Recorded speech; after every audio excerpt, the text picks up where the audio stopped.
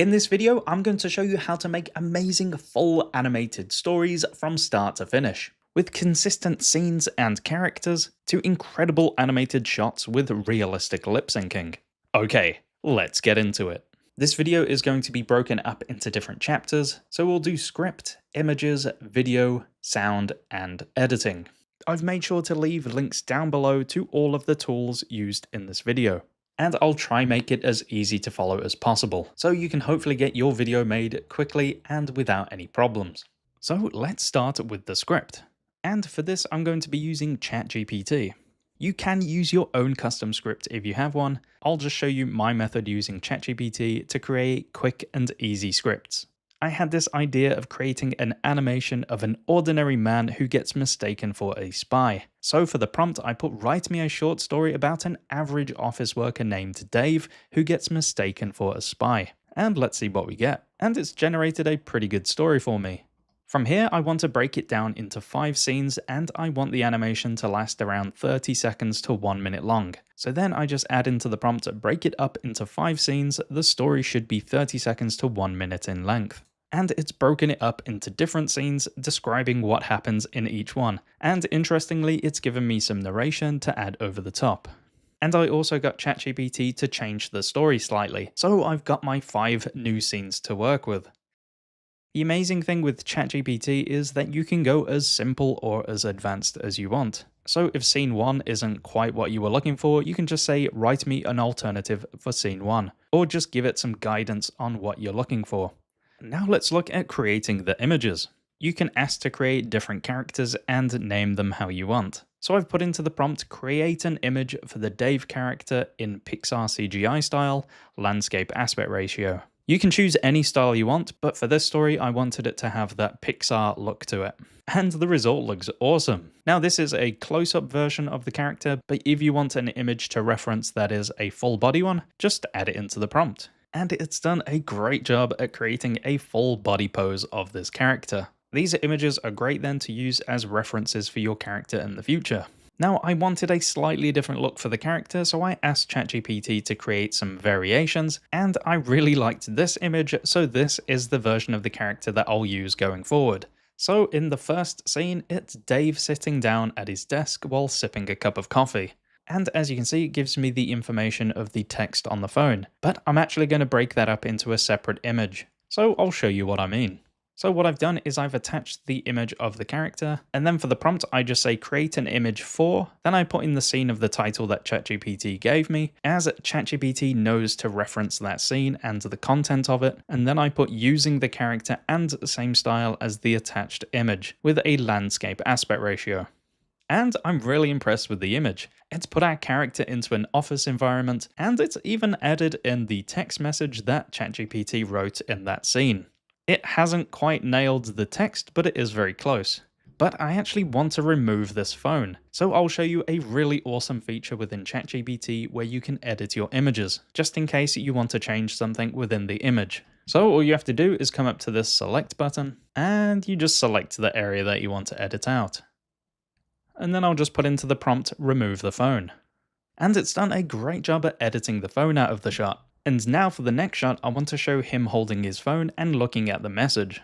So to do this, I'm going to attach that image of Dave sitting at his desk, and then write in a close-up image of the man in the image holding his phone. And then I prompted it with what I want the message to say on the screen, and I make sure to say only show his hand holding the phone, landscape aspect ratio. It's managed to keep the same style, and it's created the message perfectly. And then for the next shot, I actually want a close-up of his eyes as he's looking at this peculiar message. Now to do this, I follow the same method as before. I've uploaded the image of the character sitting down so it has that reference.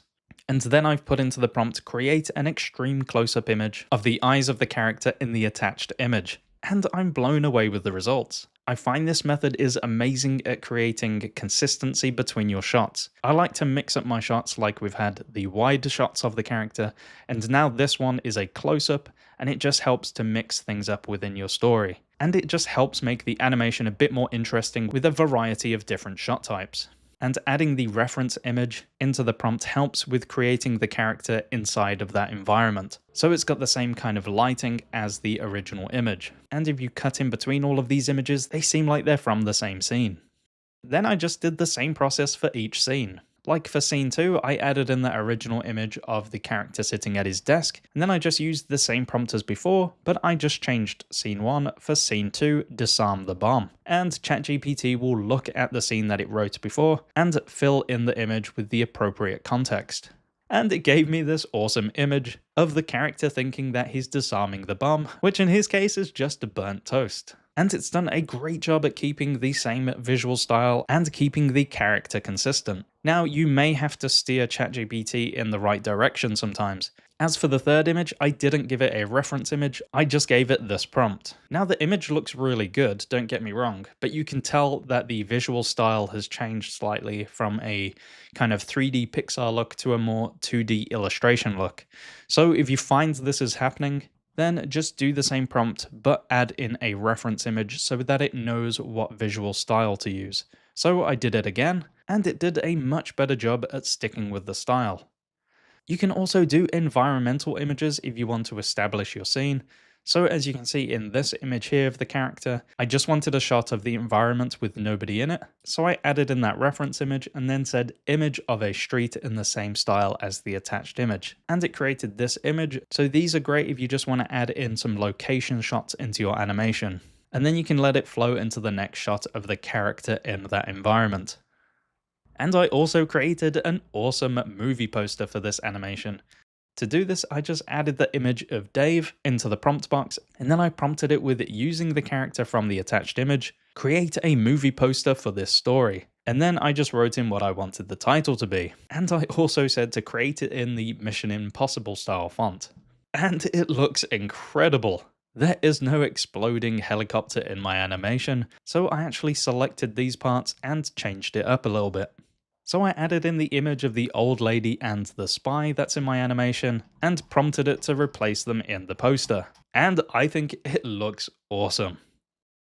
And remember, you can take these characters and change how they look as well. So here was a scrapped version of a dream sequence for Dave where he's dreaming of doing amazing things.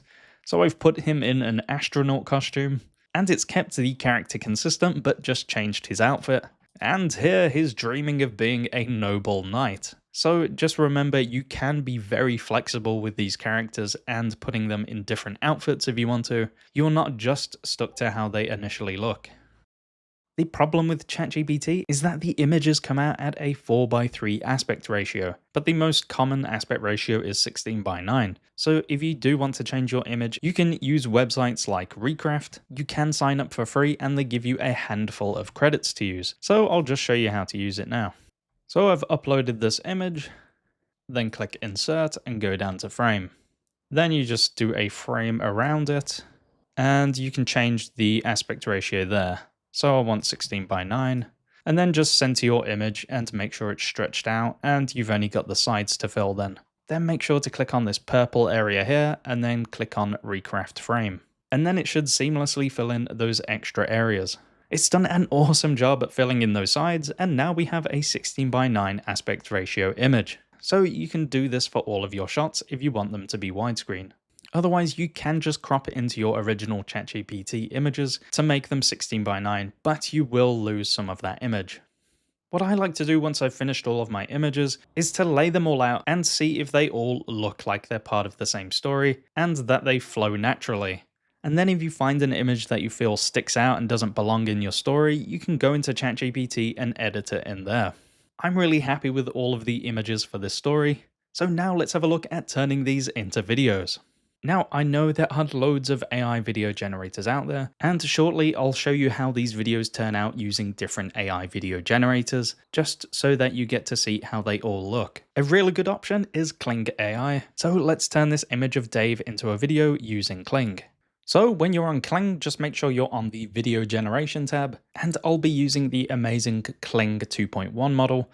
I won't be using the master version as it costs nearly 3 times the price, but the results I've been getting with 2.1 have been really good.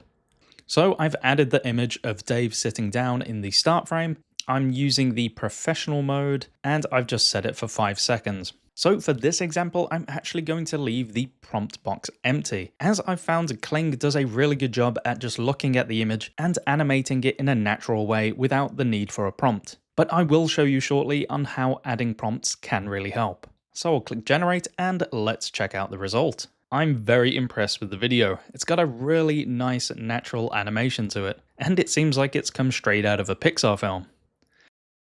So using the same image of Dave, I want to see if I can prompt Dave to pull his phone out of his pocket. So I've just put into the prompt, man takes smartphone out of his pocket. Now I know that is a very basic prompt and I could probably word it better, but I just went for simplicity in this one. And I am blown away with the result. He pulls his smartphone out of his shirt pocket, and I think Kling has done an incredible job at animating the shot. And here's another version, but with a 10-second version instead. So as you can see, it takes its time a little bit more, but it has a really professional look to it. I am super happy with how these look. Then I tried another shot, and I just put into the prompt, he picks up the dog poo. And it listened to the prompt perfectly. So far, I've found the prompt adherence in Kling 2.1 to be really good. Now I'm going to add an end frame to show you how to do some really nice transitions between shots. Now, at the time of recording this video, the end frame option isn't available in 2.1 model yet, so you have to switch to the 1.6 model, which is still a great model to use. So for the first image, I've got Dave sitting at his desk, and then I want the camera to move close to his eyes, and I've just put into the prompt, zoom into his face. And the shot looks great, so this is just another method if you want to create some more dynamic movement between your shots. Another thing I like to animate is these environmental shots. So I've got this shot of the street and I want the camera panning up, just to add a bit of subtle motion to it. So I've just put into the prompt camera pans up. And it's created a really nice camera movement in the shot. So these kind of shots are perfect for setting the scene in your animation. So here's a look at different AI video generators using the same image and the same prompt. Now, while they all look okay, I still think Kling 2.1 is the better looking video.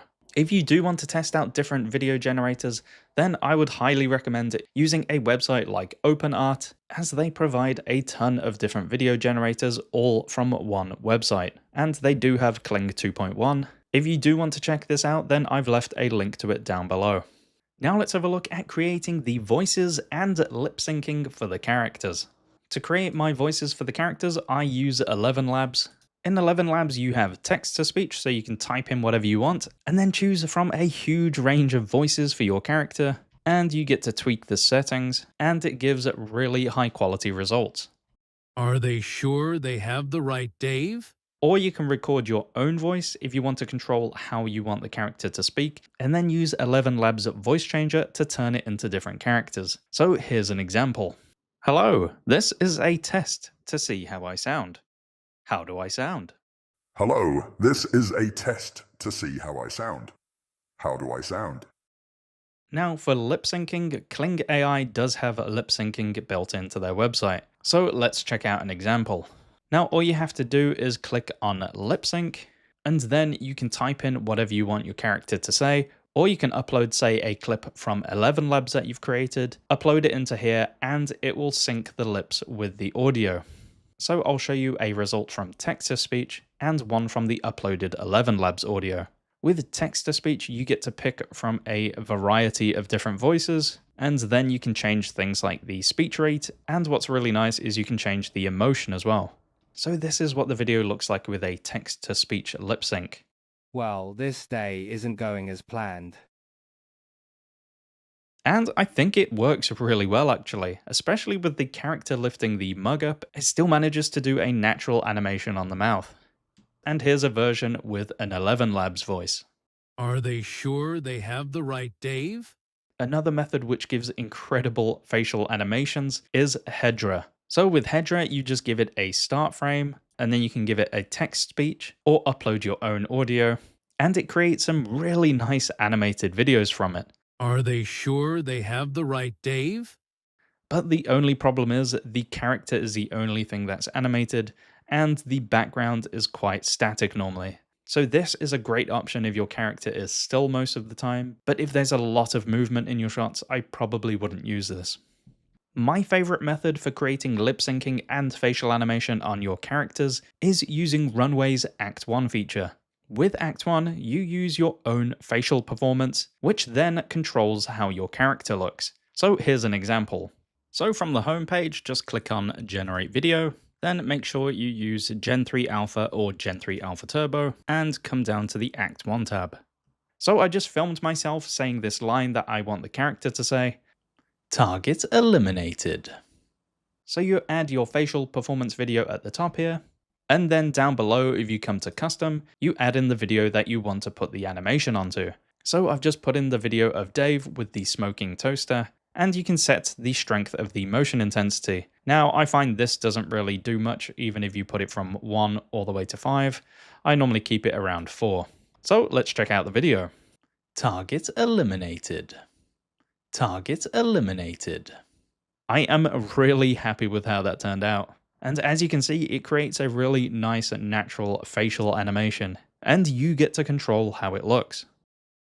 And then from here, you can take the audio from this video, put it into 11 Labs, and use their voice changing software to change your voice into a different character's voice. Target eliminated. So I actually went through all of my animated videos and used Act 1 to do my lip syncing for the character, and then changed the voice using 11 Labs. For the music in my animation, I used Udio, but you can use other ones like Suno, and Refusion is really good as well, as they have a free plan that you can play around with. Make sure to play around with different prompts in the music, as for this one I went for a spy-themed music prompt. And I'm really happy with what it created, and I feel like it fits the animation perfectly.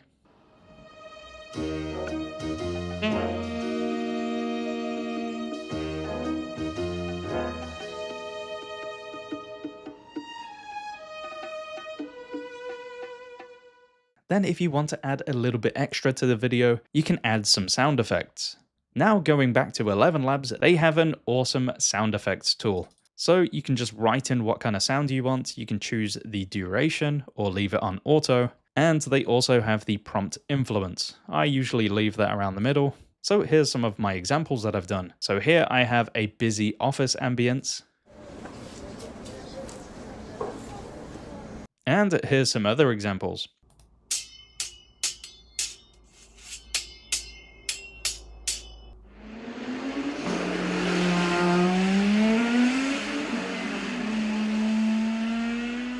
I found all of them to be really high quality. It's really handy to do all the voice work and sound effects from one website. So I would highly recommend testing this out. Now we've gone through and added the voices to our characters, now let's have a look at editing. If you're using a preferred video editor, then go ahead with that. But for this example, I'll show you how to quickly make a basic edit using CapCut's free video editor. So I'm on CapCut's online video editor, then I'll just click on New Video. Then just drag in your video and audio files. So I've just added a few of the clips into the timeline, and I've got my background music as well there. Now, if you listen to the music and you want it to be quieter, just click on the music track, go to basic, and then change the volume from here. One man receives a call that will change everything. The world needs saving. Are they sure they have the right Dave? Okay, so I'm happy with how that's looking, and if you want to add transitions between the shots, then you can do that from this tab here. So make sure to test out the transitions to find the one that suits your animation. And it's really easy to adjust your clips as well, so if you want to make a clip shorter, just make sure to drag in from the end that you want to edit. And if you want to put a cut into the shot, then just click on Split Scene. And if you have audio attached to that video file, just right click it and then click on Separate Audio, and you'll see the audio is down here, so then you can adjust the volume and then you can edit that audio from there. So I'm going to go ahead and add in the rest of the shots, and then we can see the finished video. Okay, so I finished editing that video, and let's check it out. In a world where ordinary meets extraordinary, one man receives a call that will change everything.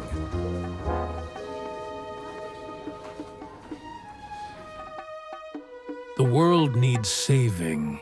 Are they sure they have the right Dave? Disarm the bomb? Oh no! Target eliminated. Save the hostages? Oh, thank you, dear. No problem. Just doing my job.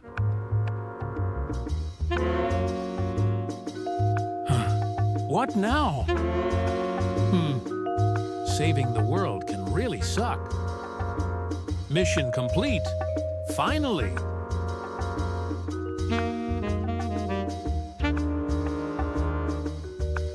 Wrong Dave. Seriously. Oh, hey, great Tuesday, huh? Every time. I am really happy with how that turned out, and I think this is an incredible method at getting your stories into an animated form. So we've reached the end of this video, and I urge you to take your stories and turn them into some amazing animations. Now, if you have any tips or tricks you want to share with the community, then please leave a comment down below. Make sure to like this video and subscribe to my channel for more videos like this. My name is Jack, and I will see you in the next one.